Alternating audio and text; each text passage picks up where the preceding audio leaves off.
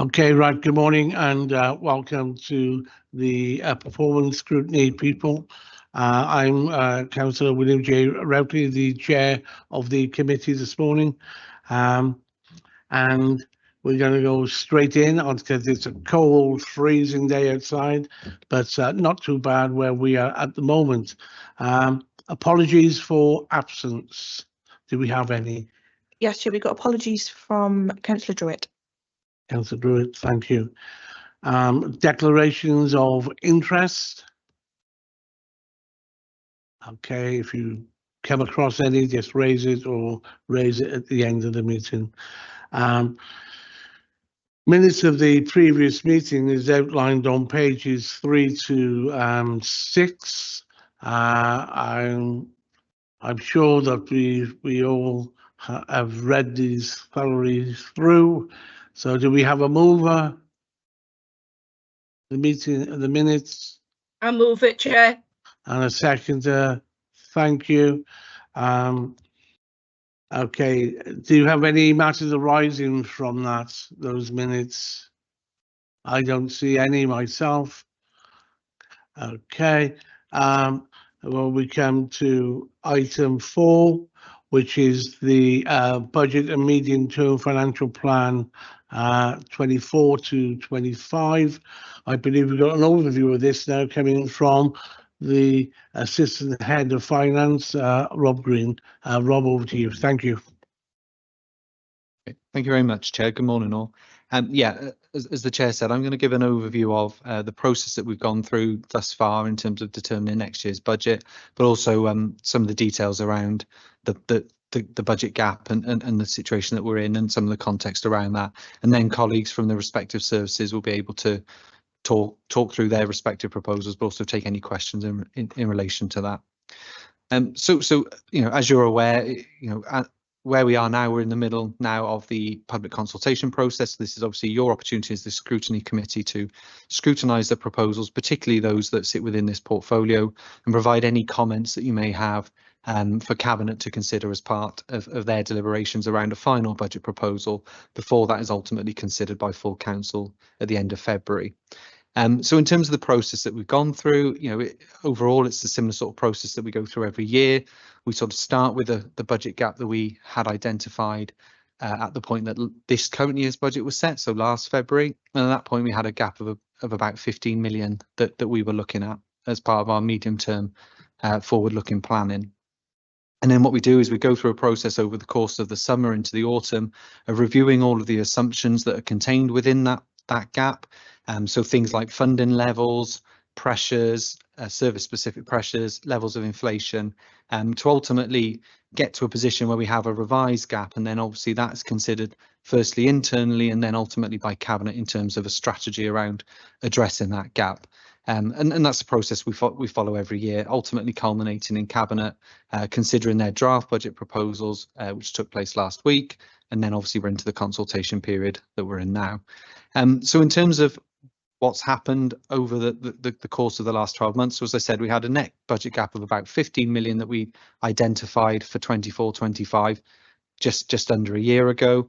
In terms of inflation, so obviously inflation was extremely high last year, and that was a main factor in last year's budget challenge. It's still high, but clearly not as high. And actually in some cases, inflation and therefore prices has fallen, and energy is a particular area there. So with inflation, we've actually seen a reduction overall. However, there are new budget pressures which we've had to factor into the overall budget position, particularly around homelessness demand and also in terms of children's social care and the pressures there. So benefiting on the one hand, but then a challenge on the other hand. The other main aspect, as well as pressures and inflation, is funding. And obviously we are heavily reliant upon the funding that we receive from Welsh Government as part of the Revenue Support Grant. Funds about 75% of our net budget. So they announced their provisional allocation for each local authority on the 20th of December.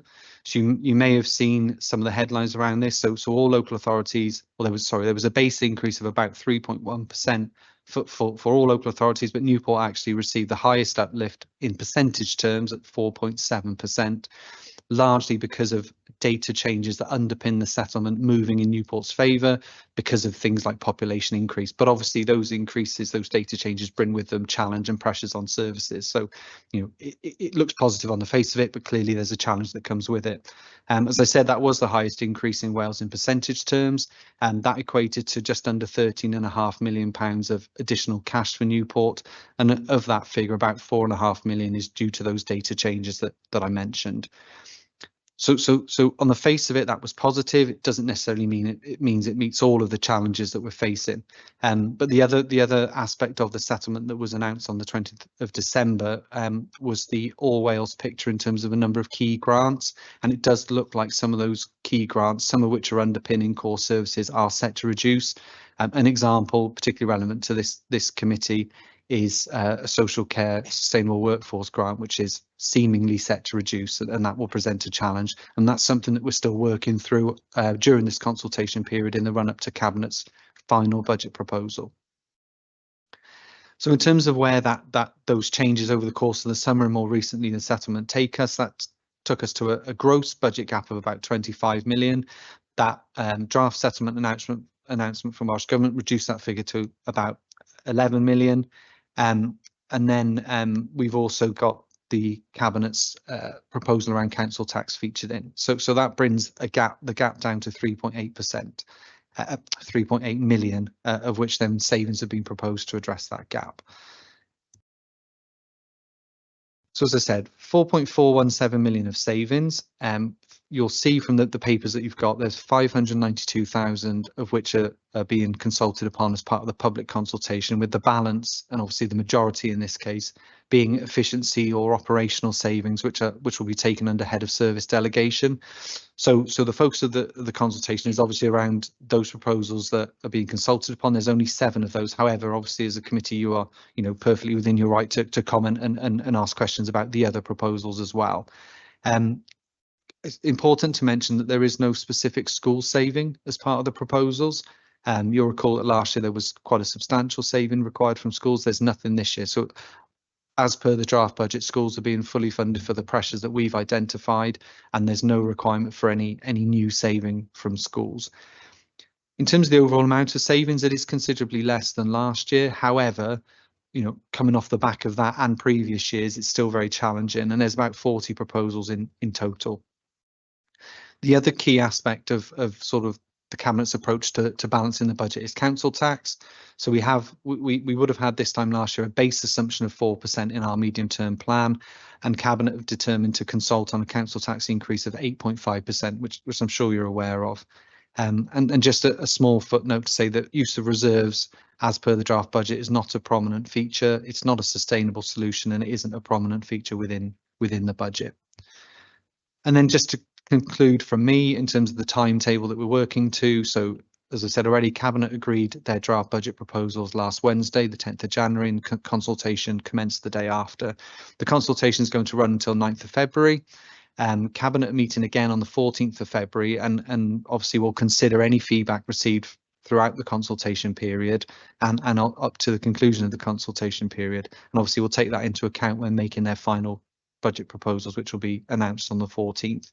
Full council, as you're aware, then meet on the 29th of February to approve the detailed budget and the rate of council tax for the forthcoming financial year. We are expecting the final Welsh Government settlement actually after that date in March. However, that's not uncommon. We've had that in the last few years, and Welsh Government have given assurances that we shouldn't see any substantial differences between draft and final settlements, so that shouldn't cause any issues there, and we hopefully by then have more clarification around the picture in terms of some of these specific grants. So that's the overview from me. I don't know if there's anything else you want me to cover, or whether we move on to the individual proposals. Not at this moment, Rob. Thank you for the overview. Does any member of the committee have any questions they want to ask the Assistant Head of Finance at this stage? Okay, no. Okay, but if you could hang on there, you won't get off this lightly, I can assure you.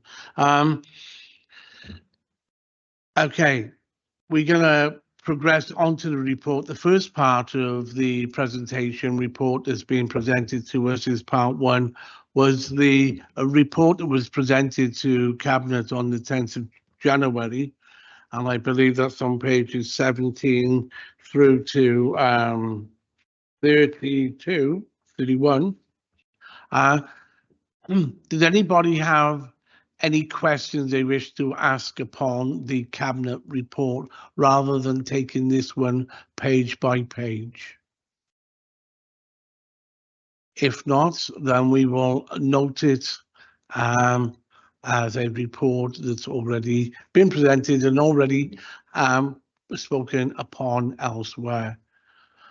Okay, which now takes us into the budget investments for people. I believe it starts on page 33.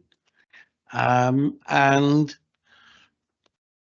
I guess if we take it, if we take this from page by page, but we ask the individual heads of each service, then if they could speak to their relevant or make a small presentation on it.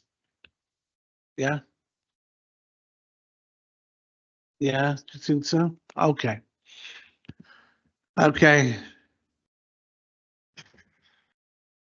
Okay. Well, my page actually starts on page 36. It does say 33, but it's moved to 36. 35, but unfortunately mine is 36. Both sides. I know. You are right, it is 35 in the real world, but this is in our world here. So 35. So on page 35.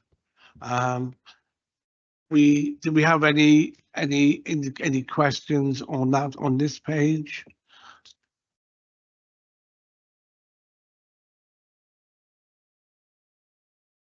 Okay, page 36.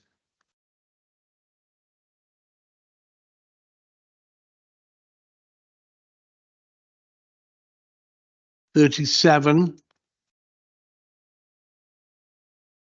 Councillor Cleverly. Sorry, Chair. I wanted to raise on page 35 the SEN out of school. I just wanted some clarification. It got 4 places at sporting chance provision and 4 places at catch 22. Can we have a bit of background on what that is exactly?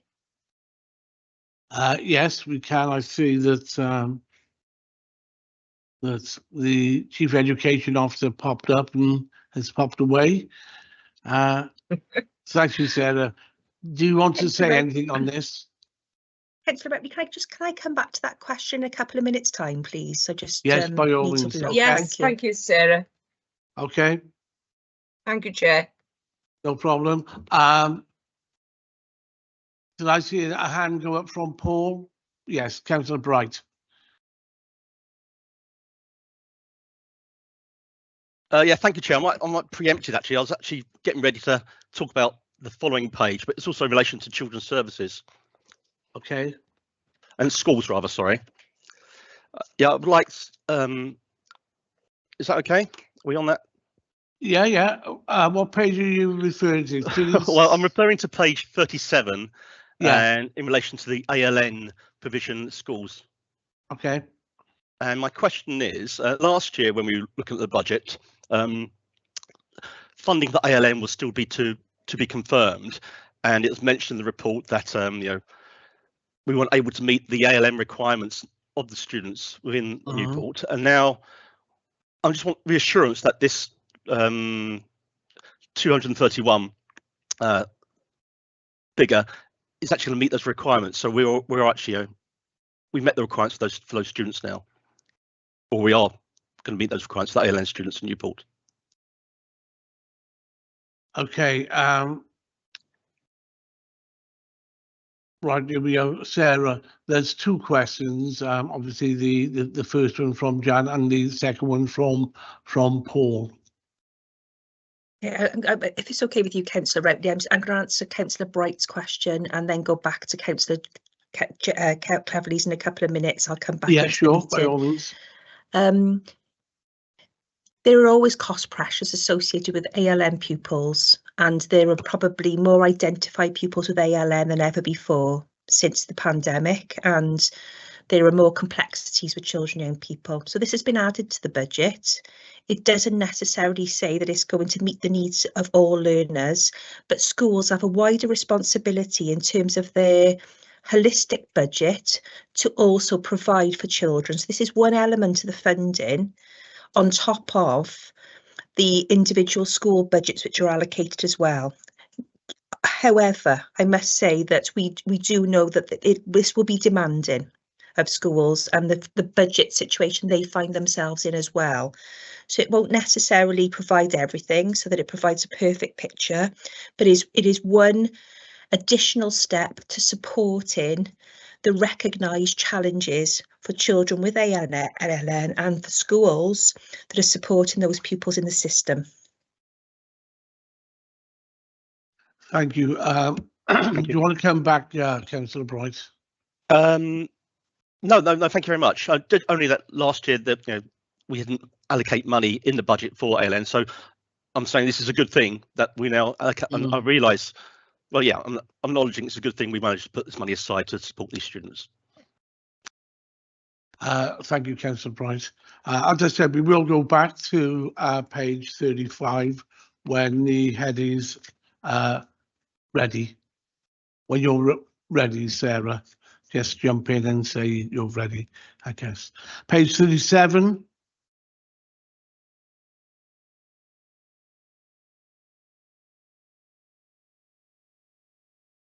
$38. Oh, that's that one finished. Okay. This is on page 39. It's the new budget savings for people. It's the directive. Yes, new budget savings. Excuse me. I'm trying to multitask here. It doesn't work well with me. Okay. This is the proposed savings, the proposed budget savings for consultation. Jan Cleverly, yes, Councillor. Thank you, Chair. I just wanted some clarification on the Appendix 2 on the adult services. It got domiciliary care support to be enhanced with assistive technology to reduce the levels of care. How exactly will assistive technology help to reduce the care? That's all I wanted to know. Okay. What technology are they going to use? It's the Appendix 2, budget savings for consultation proposals. Yeah. Okay, thank you. Thank you, Mary. So yeah, so in terms of what we're doing, sort of what we started on. In your mic, because otherwise it won't get picked up. Yeah, that's fine.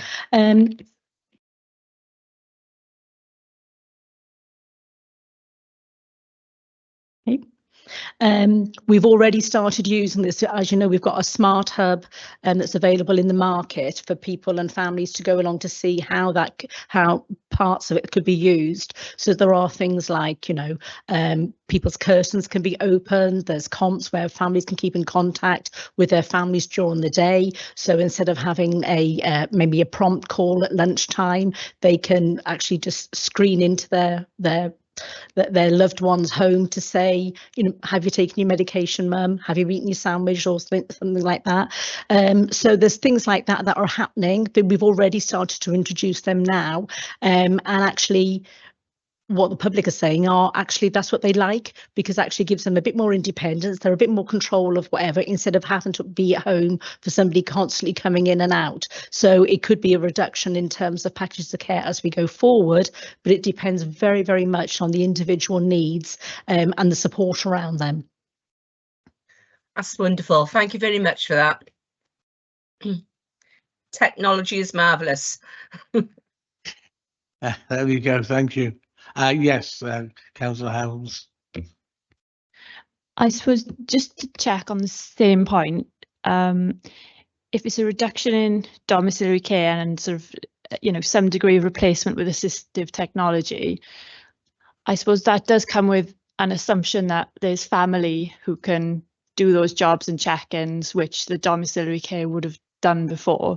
So I suppose, I'm sure it is, but I suppose that's always being weighed up in the balance of, you know, whether the family actually are able to check in every few hours, because lots of people's jobs don't allow, you know, that sort of flexibility.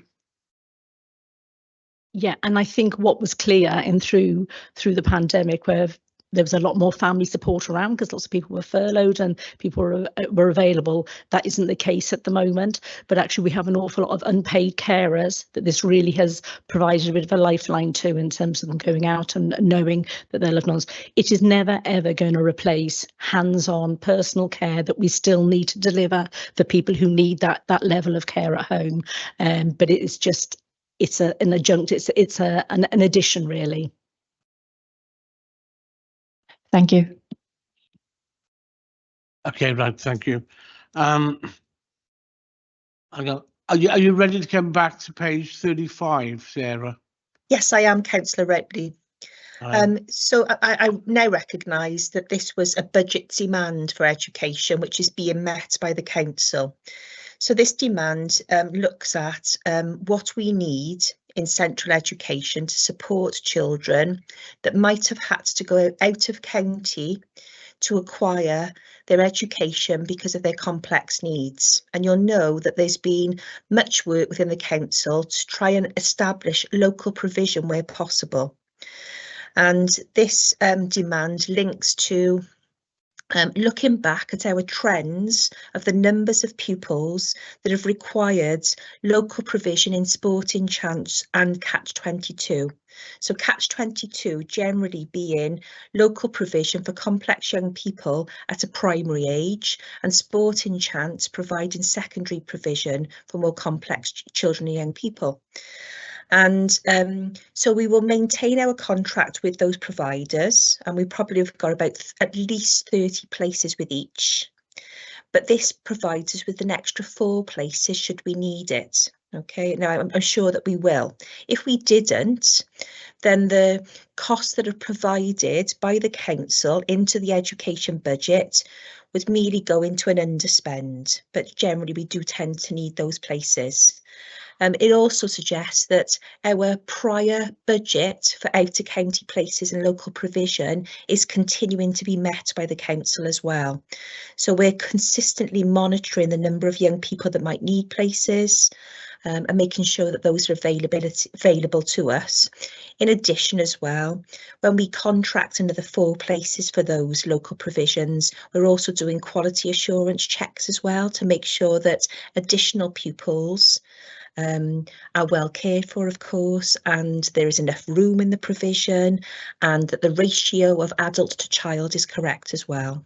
So this is a good news story that the demands will be met by the council. Thank you, Sarah. It's excellent. Well done. Thank you. Okay, thank you, Sarah. Thank you, Councillor. So anything else on page 43?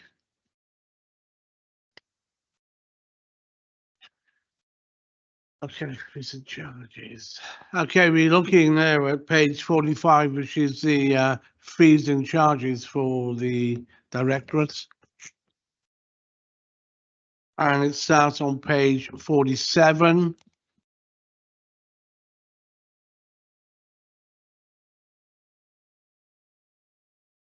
Just going to give a bit of time for cabinet for members to actually go through this. Yes, please. I think this is just for my own probably information. Who pays these fees and charges to the council? Okay.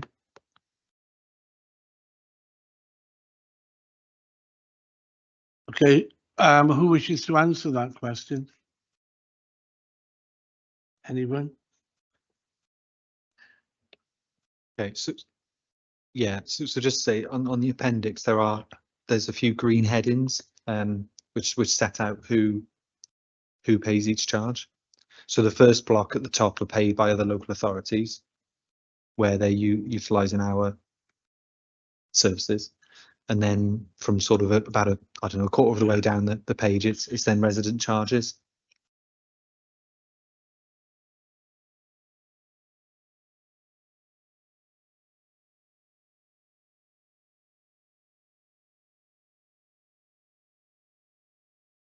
But aren't they the same, Rob? But they're the same. That's what you're getting at. Residence charges, yeah, get that.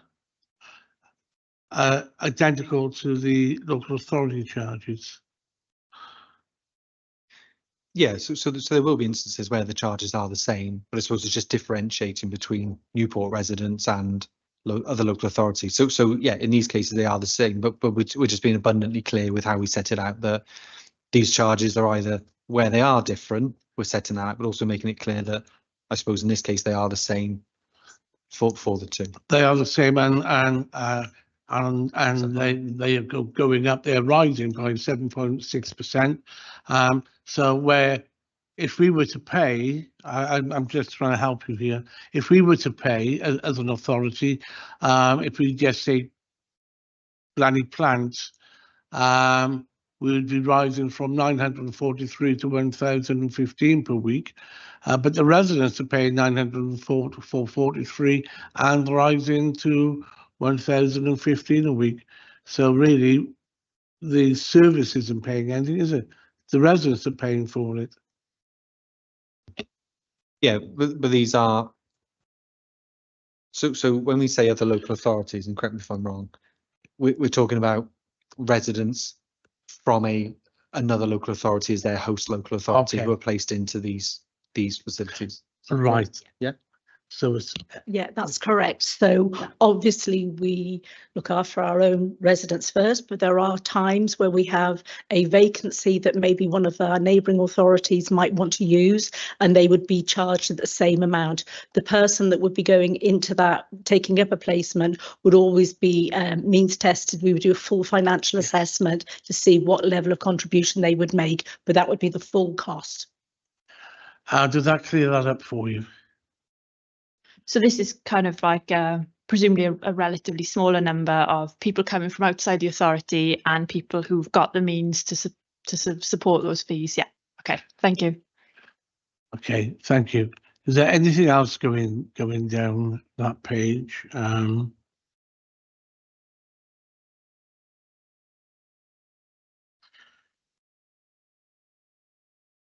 There's a query on at the end of it, the appointeeships, Rob, and residential nursing. Well, that's going up by 102%. Do you want to give a bit of background to that service and why it's going up by such a high percentage?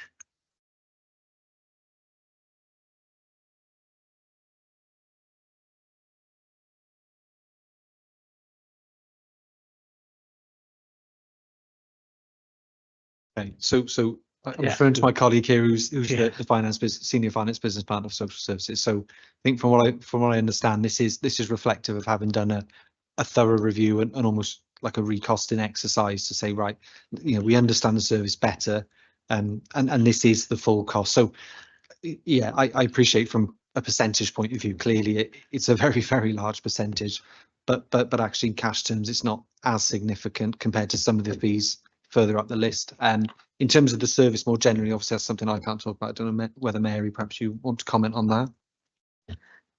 Yeah, absolutely. And in terms of the apprenticeship service, again, everybody who would be may require that service, a full financial assessment are done in terms of what their levels of contribution could be. So that will depend on people, if people have savings or not. So all that is taken into account.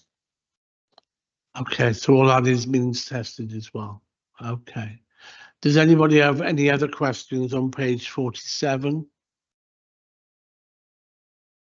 Okay, no.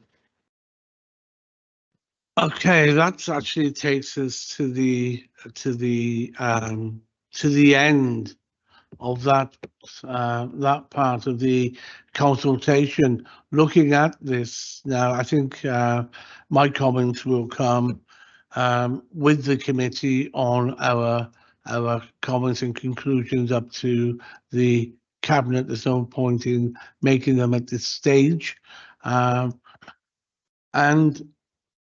I guess if there's no other questions of the officers, we can release them to go. So if they wish to leave now, what we'll do is we'll take a short recess whilst they get their papers and stuff together. So thank you.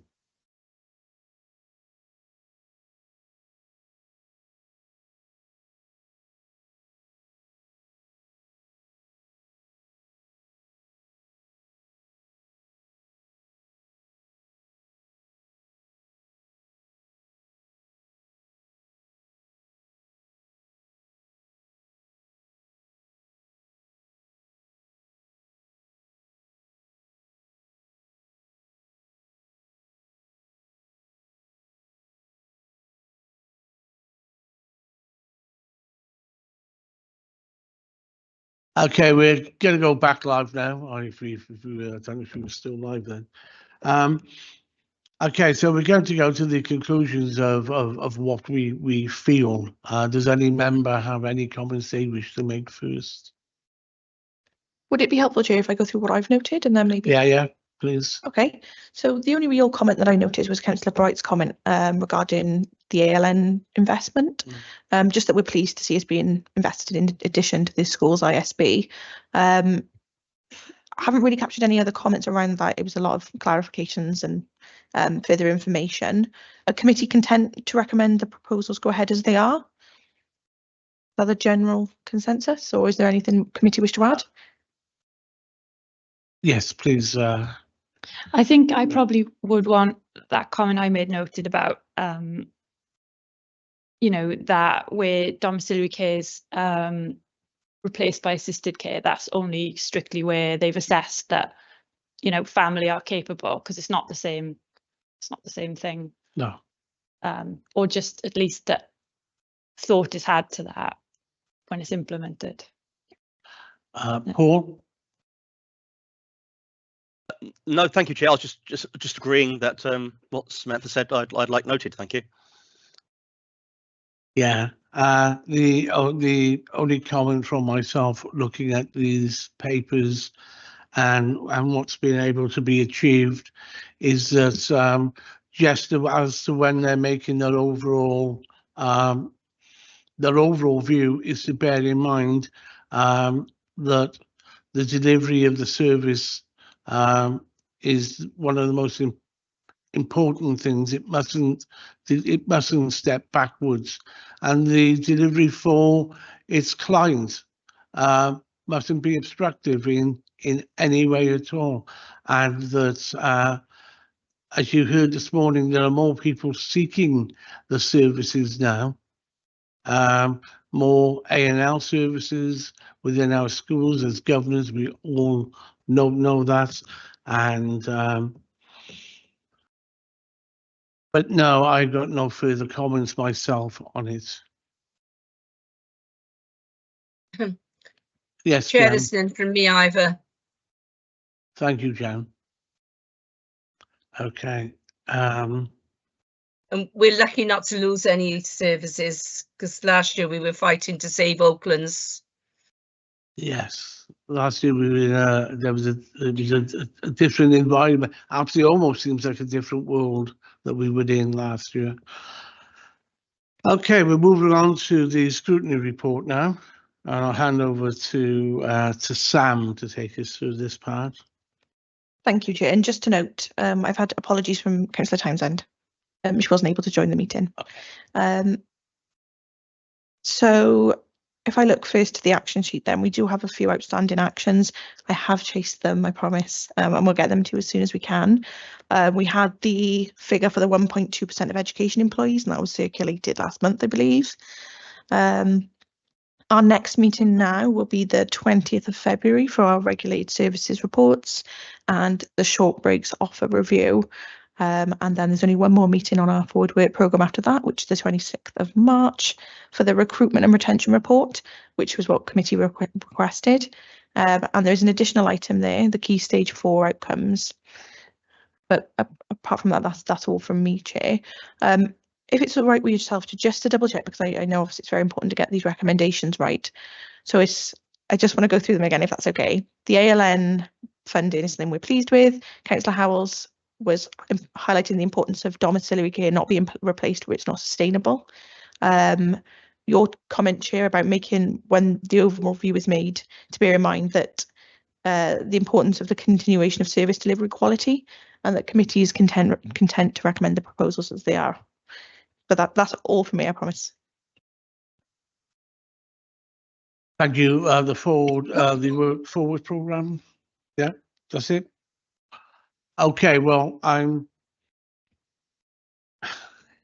going to say thank you for coming in, because I know that that it's cold day today, and